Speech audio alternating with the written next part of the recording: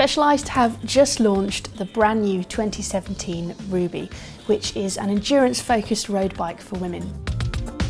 Now, the 2016 Ruby took the prize in our BikeRadar Women's Road Bike of the Year awards, so we were quite intrigued to see what Specialized have changed for 2017, and the answer is a lot. I took the Ruby Pro Ultegra Di2 for a spin over a test weekend in the roads around Paris, and it was quite an experience. The bike is based around a FACT carbon frame with full carbon finishing kit, so that's cranks, handlebars, the works. The bike features a nearly full Ultegra Di2 group set with FSA K-Force Light cranks. Specialized's approach to women-specific bike geometry is based around their rider-first philosophy. The approach involves looking at what riders actually want, what experience and what kind of outcome they want from riding the bike, and base their geometry design around that.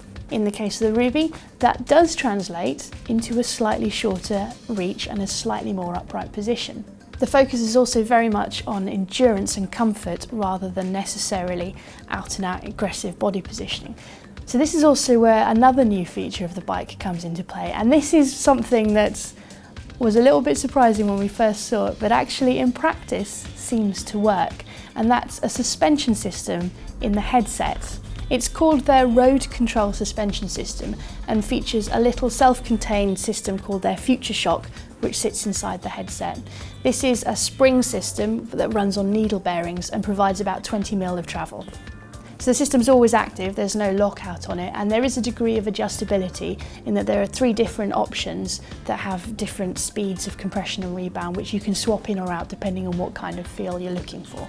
Now, when you stand with the bike in front of you and you try pushing up and down on the handlebars, you can see them bouncing up and down, and you think, how on earth is this going to feel when you ride it? But actually, it was surprisingly comfortable and you don't really notice, which I guess is what you're looking for from a bike.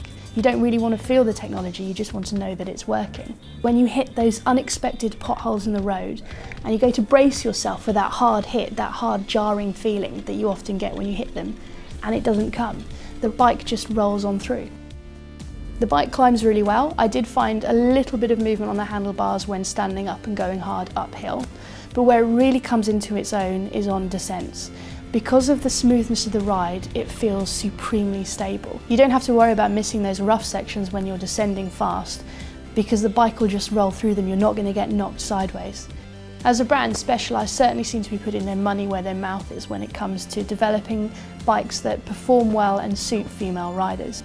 I'm particularly impressed to see bikes right at the top end of the price and spec range, as well as good entry-level models. And the fact that it's carbon throughout the range means that whatever price you're looking to pay, you're going to get a quality bike for the money. It's also interesting that they've produced bikes for taller women, as well as women at the more petite end of the spectrum. Women-specific bike ranges have traditionally been aimed at smaller riders. Specialized in making the statement that even taller women will benefit from having a women's-specific bike. So it's good to see that statement being made and those bikes being produced for those riders. The bike is very comfortable to ride, and it's almost hard to get a sense of how fast you're going because it's so smooth. The sensation you get of riding is a little bit deceptive. I'd like to spend a bit more time riding it to really see if I can put it through its paces on the flat.